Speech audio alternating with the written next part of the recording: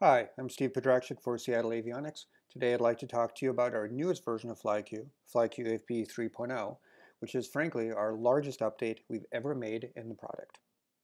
The biggest thing that most people have been asking for is now in the product. That is full-blown iPhone support. Everything that you can do, with one minor exception that I'll talk about, that you can do on the iPad, you can now do with FlyQ EFB just from your iPhone.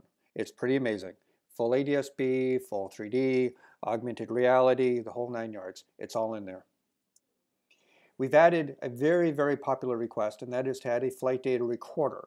Not only, though, did we add a recorder, we also, and I don't think any other iPad app does this, has a built-in playback mechanism. So once you record a flight, you can actually play it back from within FlyQ.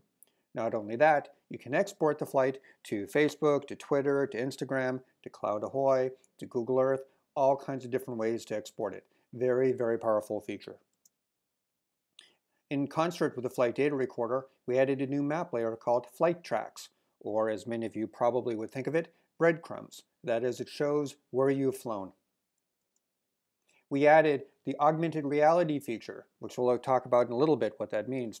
But the augmented reality feature from the standalone product, FlyQ Insight. Augmented reality blends video images coming from your iPhone or your iPad, along with computer-generated images of where airports are to help you land even in zero visibility conditions at night or in other conditions where you really can't see an airport. It's really cool. It's very, very useful, very powerful, and we're the only application out there that has it, and it's patent pending.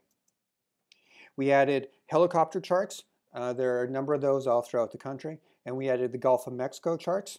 They're now in the product. You can download them, and they're map layer. We also added the approach plates and airport diagrams for all of Mexico and for Central America, meaning El Salvador, Guatemala, Belize, Costa Rica, and so on. They're all now in the product. You can download them. And of course, we made numerous fixes, general improvements. Probably the biggest one here is we are able to reduce the CPU utilization in the product quite a lot, which means, among other things, that the application won't tax your iPad as much, that it'll run cooler, and the battery will last longer.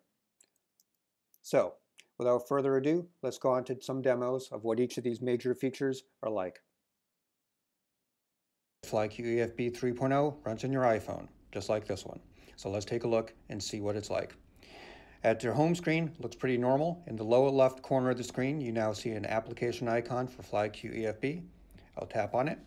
It launches the application the same as it would on the iPad, zooms a map to the location, and so on. This is virtually identical to what you would see on the iPad. There's fundamentally one difference in the iPad version and the iPhone version, and that, if you look at the toolbar closely at the top of the screen, there's no split screen button. That's it. That's pretty much the only difference, and it's only because an iPhone screen size would mean that each individual split screen view would be too small to be useful.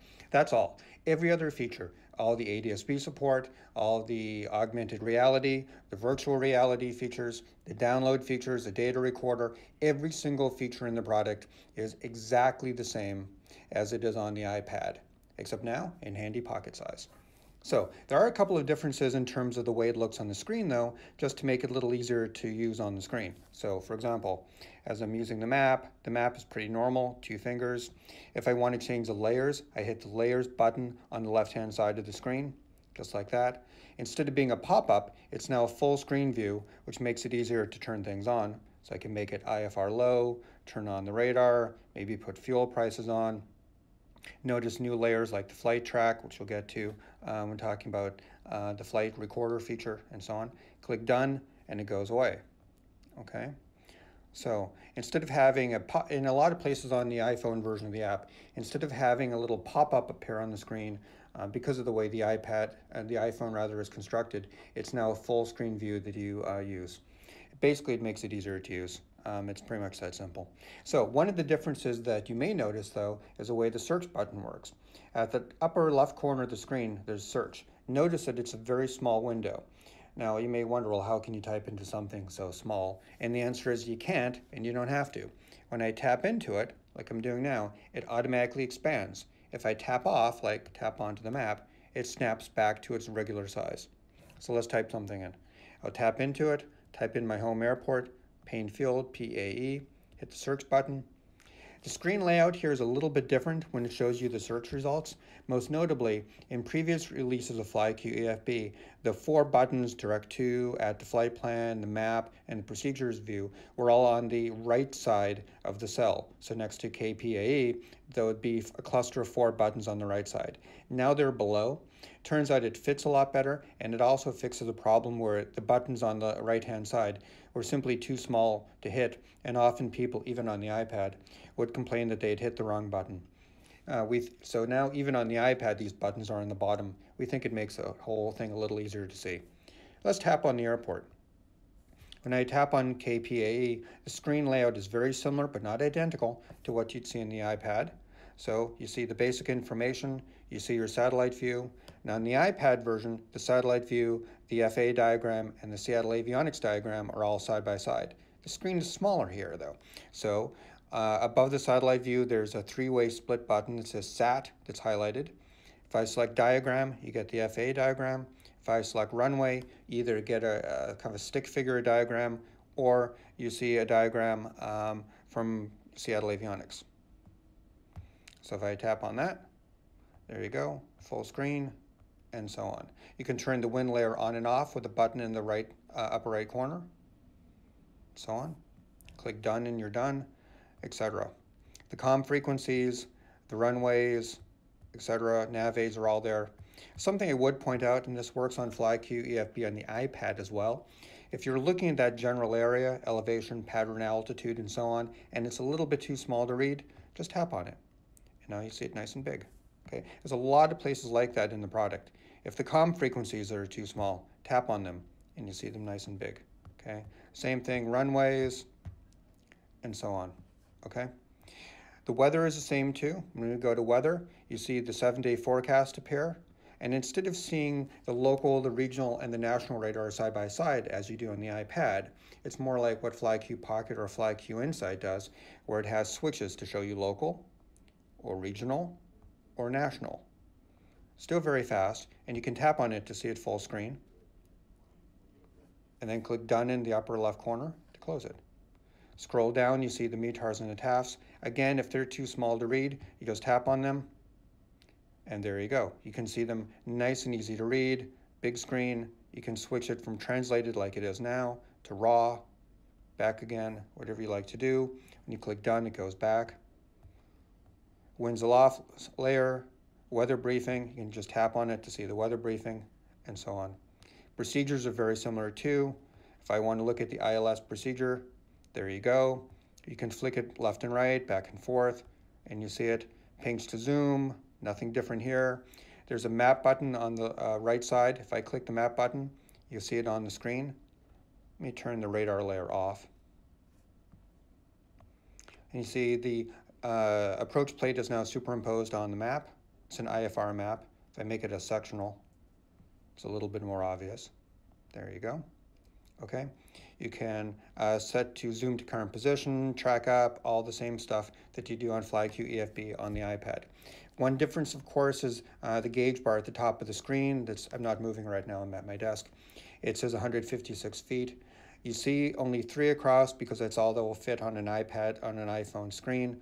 On the iPad, of course, you can have a lot more, but you can still press and hold to customize and pick whatever gauges you want. Okay, so basically the same as on the iPad. The weather tab down the bottom of the screen, very similar. Again, you see the radars and the METARs and so on. If you tap the wind tab, you see the wind optimization system, the gallery, so you can jump to any weather graphic you like very quickly, very easily. You can search for something and so on. When you go to the plans tab, you see again a plan here. If I hit back, I see my list of recent plans. As with the iPad version of it, a green one means it's downloaded. Orange on the right-hand side, like PBI to Key West. I'll tap on that. Means it has to load it from the server. Now it's local on the device. Now, one thing that we did add, which I think is quite clever, is on the iPad, you often have a lot more screen real estate. So all the information at the top of the screen there, it talks about the time, the distance, the pilot, the type, and so on, uses some space. If you want to get rid of that space because the iPhone screen is smaller, there's a button bar in the middle that says Navlog, Weather Briefing, ICAO, Flight Plan. If you double tap anywhere on any of those buttons, look at that. It gets rid of the summary information and shows you much more of that plan. Flick it back and it goes back. Okay, or rather double tap it back. So very easy to do. You can send the flight plan, all the same things that you would do on the iPad version. One difference, I guess, is that the layout is a little different on the status indicators. The status indicators are those colored buttons on the right-hand side of the screen. If you tap anywhere on there, you don't have to have any precision, of course. It will show you the GPS, the weather, the ADS-B, and now new in FlyQ 3.0, the flight recorder. You tap on that, you see the details to it. You can either immediately close the status window by clicking the Done button in the upper right, and you just go back to there. Or, let's say I tap on GPS again. If I want to go back to those status indicator choices, I can click the back button on the upper left side and go to my weather, hit back again, look at my ADS-B. I'm not connected to ADS-B right now at all. Or my flight recorder stuff. Okay, it's all right here. So if you're using this and then you want to send this flight plan, for example, to Facebook, you tap the button that looks like a box with an arrow coming out of it. And you can share the GPX. You can delete it, of course. You can share the GPX, which is a data format for sending flight plans to, flight tracks rather, to other devices and other apps like Cloud Ahoy. Or I can say share image. When I do that, I can send it by message. I can send it by email, Twitter, Facebook. So let's try Facebook. If I want to post that to Facebook, you see a graphical summary of the flight that you just took, a little outline there, write in a comment, post it. Very quick, very, very simple to do. Okay, so that's basically what FlyQ EFB looks like running on your iPhone. It is, again, I'm not going to bother showing everything because it's the same app. So let's talk now about the augmented reality feature in the product. Right now, I'm using the iPad version. What I'm going to actually do is to show this to you in two different parts. Part one, I'm using an iPad and I'm going to demonstrate roughly how it works.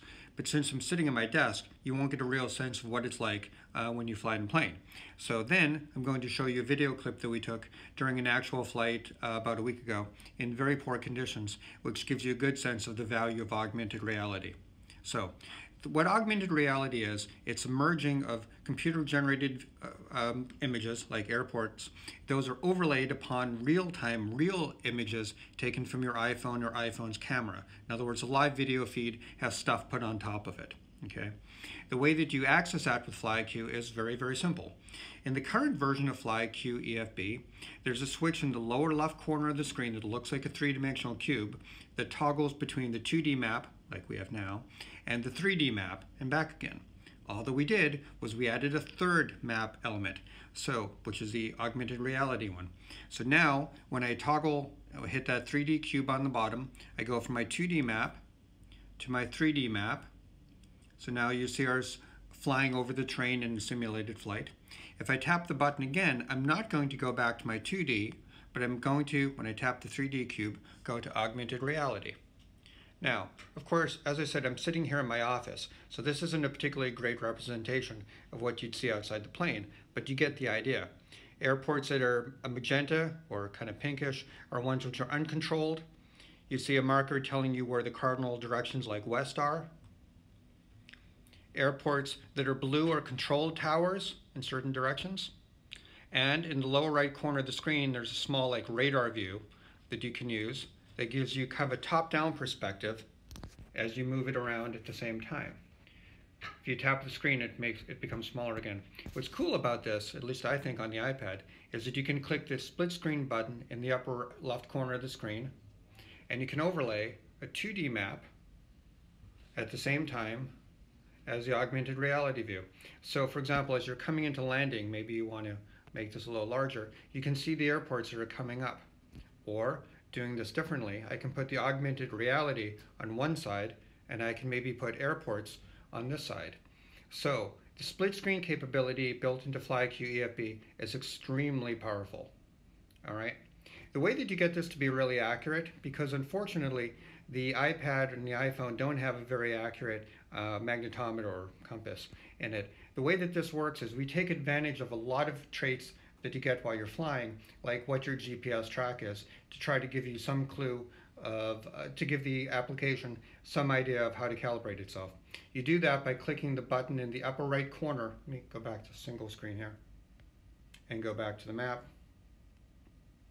In the upper right corner of the augmented reality view, there's a button that says front. What it did was, it essentially took the direction that it thinks it's flying. I'm in a simulated flight right now, and it's treating that as front. I can still move it around, like you see here. But by hitting the front button, you're essentially calibrating it, okay? If you press and hold, it becomes green. Green means that, watch me as I move the iPad around. As I move the iPad around, the overlays don't change. They remain fixed in space. Well, why would you do that? You do that because if you're really holding the iPad straight out the canopy as you're flying, and you're always going to hold it straight out, if you press and hold to lock it to front green, that means that no matter where the plane is flying, it's going to be dead smack locked on based on your GPS track. Okay? It gives you extreme accuracy as you're flying, but it means that the application can take advantage of rotating it around the cockpit like this. Okay? So if I tap this again, I turn that off. Again, if I tap now my front button, airports move a little bit because it's recalibrating again to the direction it thinks that I'm flying in, because I'm using a GPS simulator right now. Okay.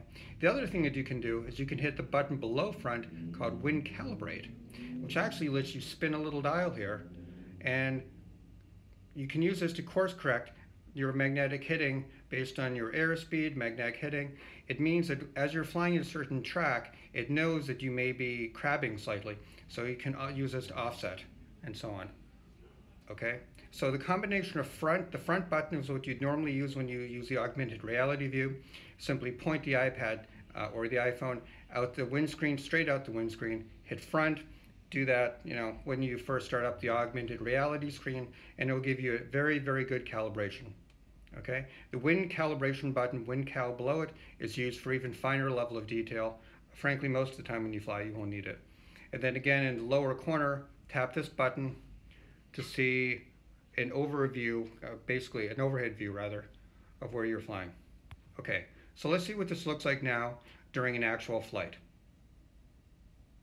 We're inside an aircraft on an actual flight using my iPhone.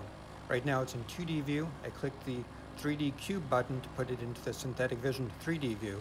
I do that so you can see the difference between what virtual reality like this is like versus augmented reality. Tap that cube button again and we move to AR.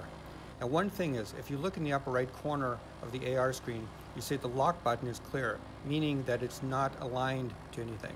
Rather, we're taking a look at using only the internal magnetometer or compass of the iPhone to calibrate where the airports are. This is not very accurate, especially when you're in an electrically, magnetically noisy area like a cockpit.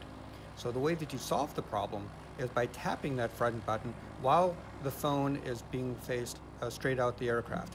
What that does is it calibrates the zero position so that although we're still using the internal compass of the device, we've recalibrated, so now it does a much more accurate job. Even as you move the iPhone or the iPad around the cockpit, it now has a much better sense of where the airports actually are. Much, much more accurate way of looking at it. And again, to do that, you point to the phone or the iPad directly out the cockpit, and you tap on the button that says front in the upper right corner.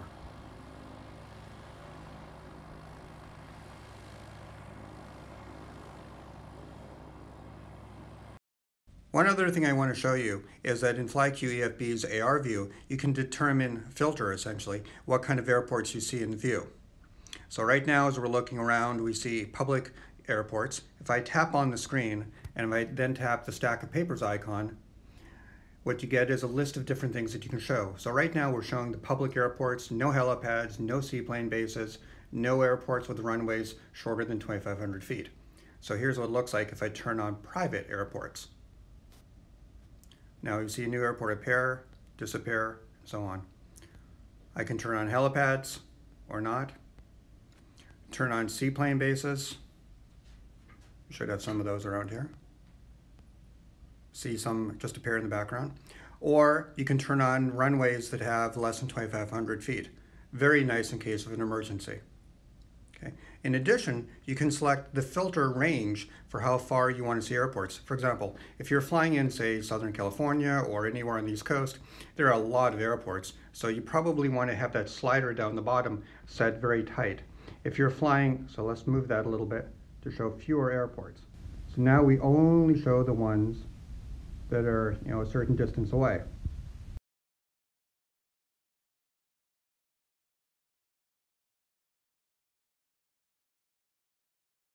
Now let's take a look at one of the other major new features in FlyQ EFB 3.0, and that's the data recording feature and some other things that go along with the data recorder.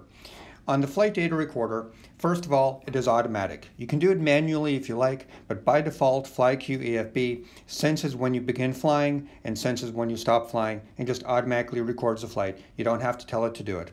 Specifically, it looks for moving faster than about 45 knots to begin and going slower than about 20 knots for a few seconds to think that you landed. So you can manually start and stop it, but by default, it's all automatic.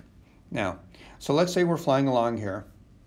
I just moved the icon back to the center of the screen. If you take a look at the upper right corner of the screen, there are 5 status indicators, where in the previous release of the product there were 4. The 5th one, which is at the very far right-hand side of the screen, says REC, recording. It's telling you that right now recording is in progress. One of the things that you can do when recording is in progress is take advantage of a new map layer. Let me hit the stack of papers icon on the left side of the screen. And I'll hit flight track. This is the very last item on the right-hand side of that pop-up. It says flight track. Turn that on. And notice that there's now a green line behind our plane.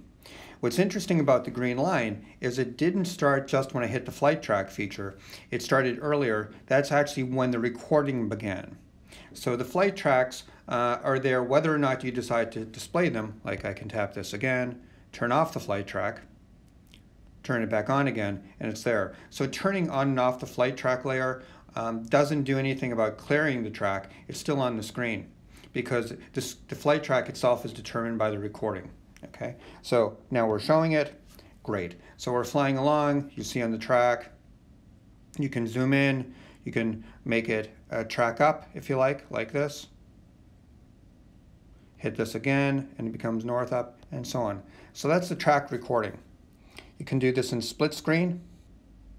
You can do something like where you can turn the flight track on one side and maybe on the left-hand side of the screen, turn it to airports or to something else, scratch pad. You can write some note, whatever you like, okay?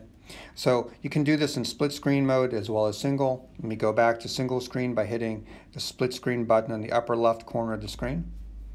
And then just flick it back to map. Okay, so now it looks like we're flying around Roche Harbor, which is, by the way, a fantastic place to fly in. Mildly terrifying the first time you do it. The runway actually tilts downhill, so you kind of think that you're about to fall off the end of the world, when in fact the runway continues. It just doesn't look like it. Anyway, really, really pretty area. So we're flying along. That's how the flight track works. If you tap on any of the status indicators on the upper right corner of the screen, again, you've got your GPS, and your weather, and your ADS-B, but also now you're the flight data recorder. So the main, which is to say left side of the flight data recorder area, now says recording status on, and duration counts up. So we're at 4 minutes, 5 seconds, 6 seconds, 7 seconds, and so on. When that's selected on the right-hand side, it gives you a manual option to stop the recording, or start if it's not starting. And then a little indicator light there telling you that the recording is currently in progress. Okay. What you see after that, though, are a number of other recordings which we've done previously. So it looks like there's only one so far. But let me try this. I'm going to now stop this. So I'm going to stop my flight track recording. And when I do that, I have the new recording here. It's telling me that this was an afternoon flight on today, and it estimates where I began, which it's saying S31, and where I ended, W39. All of that's there. It says that this is a 9 nautical mile flight lasting 4 minutes, 37 seconds. This is the flight that we took earlier. Okay. Now right now, you notice that there's no icon associated with this. The reason why there's no graphical image associated with the flight is because we haven't landed yet, as it were, so it hasn't been able to update that graphical image from the server. But let me show you how this works. If I want to edit some of this, I can do that. On this flight, if I don't want to call it afternoon flight, if I want to call it something else, I can click the blue edit button. So what do we want to call this? I'm just going to call this afternoon flight to Friday Harbor, like that. And I'm going to say I can add an optional description in here too. So I'm going to add lunch with John, something like that. And if we really took off from somewhere else, if it guessed wrong, I can type in, let's say that we took off from Payne Field and we went to Friday Friday Harbor. Doesn't really matter. You can call it anything you like. It doesn't have to be the ident to the airport. We figure it out. And you click done. Okay? So the duration and the distance are still there. When we go offline, or rather when we go online and reconnect to the internet, then the system will generate a graphical image like this flight. Okay, so now we're back home, we're done with the flight, and we want to take a look at the flight. We want to do something with it. Well, how do we do that? It's pretty easy. You go to that status indicator panel on the upper right-hand side of the screen, tap any of the buttons, doesn't matter which, and then select the flight data recorder. On the flight data recording, it shows you some flights that it's taken. So here's one they took. Here's the one that we did a little while ago, the afternoon flight to Friday Harbor, lunch with John. This is the flight that we were looking at. Notice that towards the bottom of that graphic, there's a green dot, and towards the top of it, there's a red dot. So the green, of course, shows you the beginning of the flight, and the red shows you the ending of the flight. If I want to just see that track on the display, it's really simple. I simply tap on the graphic, anywhere on the graphic itself. So now we see what that flight track looks like on our screen. But if we want to play it, actually see what it's like to fly it, we can do that as well. Again, you tap anywhere on the status indicators buttons on the top. Let's go down to the correct flight, which is the afternoon flight to Friday Harbor with John. And I will hit the play button. There's a blue play button right below the title. So I'll click that. And now you see the aircraft. Let me center the aircraft. Now the aircraft is superimposed on the flight track line. Since this is FlyQEFB, and FlyQEFB already had a built-in GPS simulator, this means we can also take advantage of those features and play it back faster or from particular spots within the flight. Again, do that by tapping anywhere on the status indicators, this time moving to the GPS panel, which also doubles as our simulator, and I can move the flight. Notice that there's a speed control slider, and below that a position on route slider. I can move my position on the route to any place I like. So now we're a lot further along. I can move the position back, but maybe make my speed faster. So we can fly along like that. Okay? So lots of interesting ways that you can take a look at your flight with the built-in GPS simulator. That, by the way, works in 3D as well. So if I flip my map type to 3D, this same kind of system works. So now we're flying along in 3D mode. I can split my screen and so on. Okay, so right now within the app, this is pretty cool. You can do a 2D simulation, a 3D simulation, all of it from within the built-in simulator by using an existing flight track. Okay, let's go back to single screen and we'll go back to our 2D view. Okay, so in addition to looking at and playing back a flight like we're doing right now, you can also do things like send it to people through Twitter or Facebook, or send them to, an image by email. Let me show you what I mean. In the upper right corner of the screen, again, you tap on any of the 5 status indicators. And notice that there's a little button up top that looks like a box with an arrow coming out. That's your action button. You can use that for a lot of things. First thing is, this particular one here is a flight that I really don't want to keep, so I want to delete that. I'm going to click the button there and then say delete. Confirm they want to delete it. Great. Now here's a flight that we were looking at before. This is the lunch flight with John. So I'm going to just stop playing that by hitting the pause button. And now I want to send this to, say, Facebook. It's a really cool flight. I want to tell people about the restaurant we went to, whatever it may be. So I'll hit that action button and I'll say share the image. And you can send it to as a message, you can send it as mail, Facebook, Twitter, whatever you have installed. That list is dependent upon what apps you have installed in your own iPad or iPhone. So I'm just going to click Facebook. And right here, let me get rid of the keyboard for a second so you can see what it is. You get a graphical representation that shows you that you had an 11 nautical mile flight, 5 minutes, and showing you what your average speed was and what your maximum altitude was. I can say something like, you know, amazing $100 hamburger lunch flight with John. Okay. Now, by the way, I can just post this by hitting the post button in the upper right corner, but minor point here, where it says Steve Podrachik, if I hit that line up there, it actually, if you're a member of various groups, you can post to one or more a group. So I can hit my group button and I can post this into, say, flights above the Pacific Northwest. So then when you want to post it, you just select whatever group you want, flights above the Pacific Northwest, hit done, and when I hit post, poof, here it's going to go. Now it's posted. And just to show you that this really did work, let's pull up Facebook.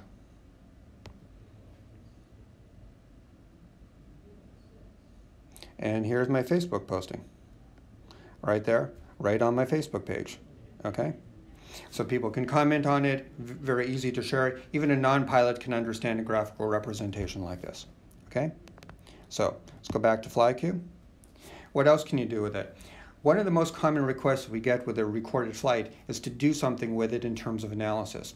Again, you can play back the flight within FlyQ EFB itself, but typically what you want to do is you want to use a service like Cloud Ahoy, maybe Google Earth, something like that to play it back. So now I'm going to hit the button, again, look, the action button, which is a box with the arrow coming out. And instead of saying share image, I will say share GPX. What's GPX? GPX is a data format file which is used by a lot of different applications. It's an open source format, commonly used.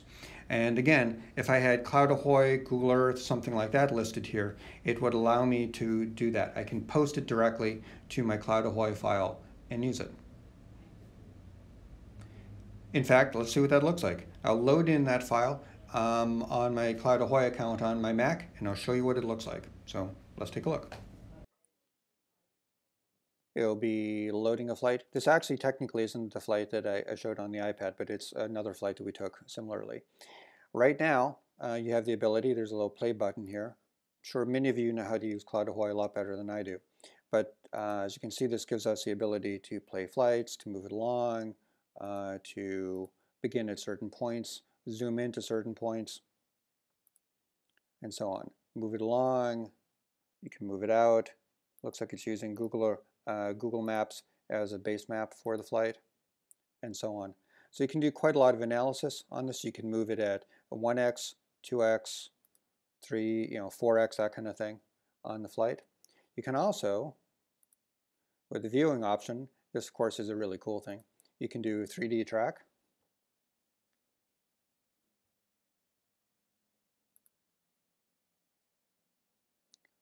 On here. Takes it a second for Cloud Ahoy, I think, to stabilize. But here comes the images loading into Google Earth. Move it around. You see a 3D wall, as it were, representing our flight. You can do a cockpit video like that. It's pretty cool. Hopefully I was flying a little bit more stable than that, but you get the idea. So there's a lot of different ways that you can debrief it, and all that you had to do this in FlyQ EFB is click a button from any flight that you've recorded and say send to GPX. You can send it by email, or you can immediately post it to the Cloud Ahoy app if you have that installed on your iPad or your iPhone. It's just that simple. So there you go, using an external application like Cloud Ahoy with FlyQ EFB. Okay, I mentioned that we have a number of fixes and improvements in the product. Let's just touch on what some of those are. First, as I said, we fixed the CPU utilization problem. So the battery on your iPad it will last much longer than it did before. It won't run as hot.